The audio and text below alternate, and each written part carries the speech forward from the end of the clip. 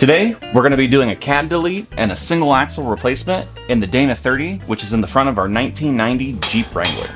We're going to show you step by step the entire process and maybe even some mistakes along the way. We've got a problem. We've got a big problem, actually. We have a very, very large problem.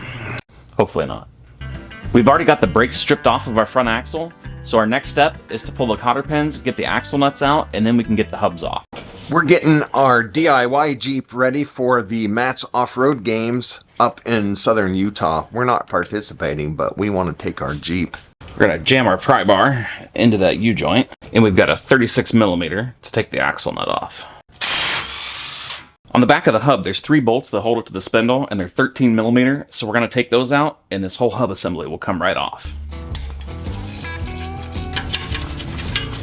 If you have an East Coast vehicle, taking all these fasteners out probably won't be this easy, and I would highly suggest hitting them with some Pentro or some PB Blaster before you take these out. We're putting our nut back on here so we don't gall the threads, because we are going to use the hammer and give this thing a little tap, and we want to make sure that it all goes back together nice and easily. That'll prevent any damage to the threads. Got our dust shield off. And we've got our first axle out. Let's do it on the other side, and we'll get the differential opened up and show you what we're going to do in there. And sometimes you get pretty lucky on these, especially this side. I'm pretty confident it's been apart before because I can already see a new universal joint. But this is why we had to take this apart to begin with. This axle shaft is the one that's leaking. And it's leaking right past that seal. We haven't had this Jeep very long, but when we did our test drive after getting our steering situated, we noticed that there was a noise coming from this front corner. After getting this hub off, I can see some grease in there, and you can feel how crunchy this bearing is. We're going to have to replace this hub, so our next phone call is going to be to O'Reilly's, and we'll get this thing taken apart. Now that we have that axle shaft out, we have to take the CAD unit off, get our intermediate shaft out, and then we're going to open the differential. All right, the audio might get a little kooky because I'm switching to phone cam. I'm mildly sketched on this that these are so loose. It might have been apart before. Oh, I think it has. So there's 4 bolts on that, and then we have a replacement cover we're going to put on. We do have a replacement cover. We're going to save the hardware, though. We're going to need that. Our 4 bolts are out. Let's see what's inside. Little shift fork. Got the old lock. And that's got our old axle out. And if you haven't noticed, one of these things is not like the other, and somehow they have managed to put a different spring on this. This passenger corner has a rough country spring on it, when the rest of them are from Skyjacker along with the lift kit.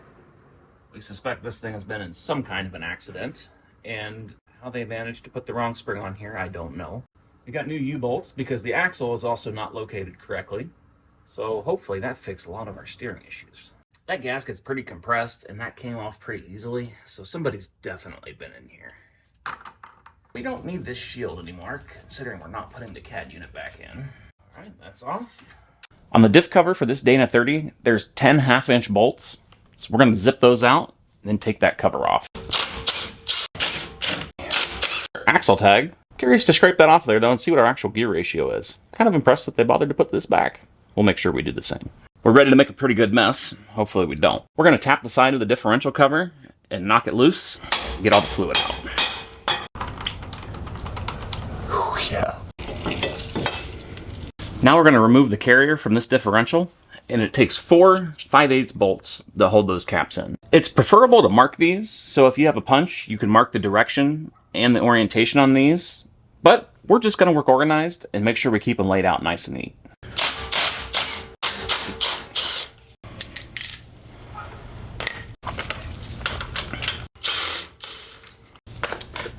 Got our caps off, and that's the correct orientation on those. Now we're going to have to do a little bit of prying to get the differential out, and we're going to pry right in here off the case and on the back of the bolts. Get our pry bar, put it on the back of one of the ring gear bolts, and push forward off the front of the case.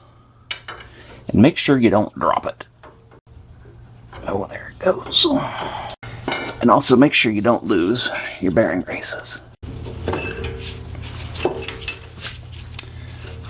Got that one? I got him. Got this one, and we have a differential that is out. Our bearing races look pretty good, So we're going to make sure we keep those on the correct sides. That way, we don't lose track of those. Definitely been apart before. Definitely has been apart before. We're going to knock out the driver's side seal. The passenger side seal is normally down by the CAD unit. Since we're switching to a one-piece, we need to change the seal down to here. There isn't a direct part number for these, but we have been trolling some of the forums and found a couple different part numbers, and we're going to see which one works, and we'll let you know which one fits the best. We'll make sure that we put parts and part numbers for all the products that we use today in the description below. Full disclosure, we do earn from qualified purchases.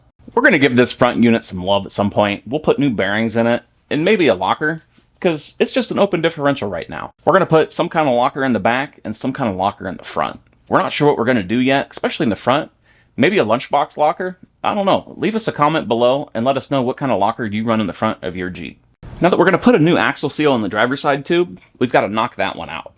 The passenger side, we're going to leave in there because it's down by the CAD unit and it really doesn't matter. So that one stays, but this one's got to go. So we're going to take our pry bar, put it on the top of the seal, and knock it out.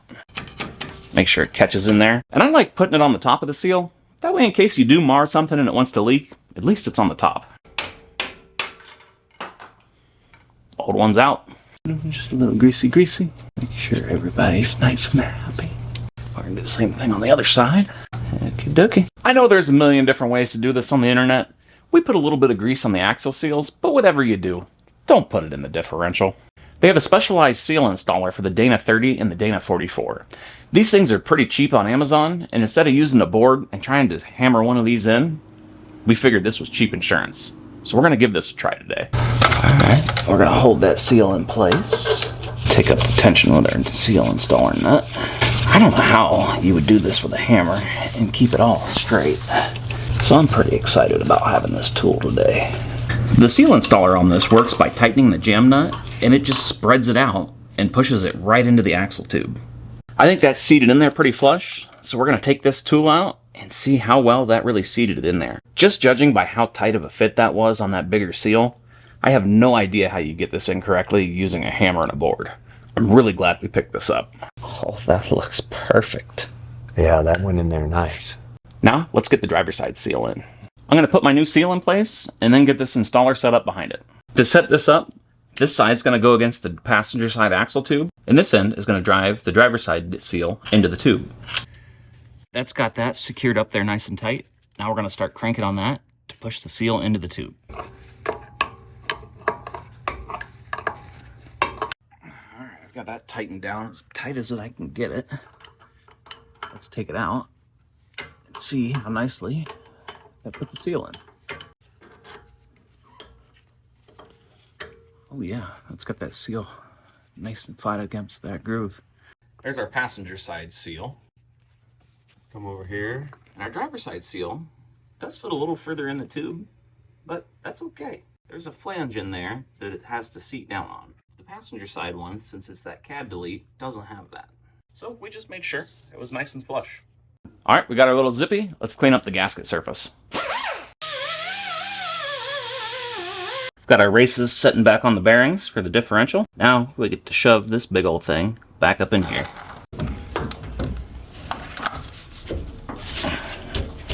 This thing's seated back in.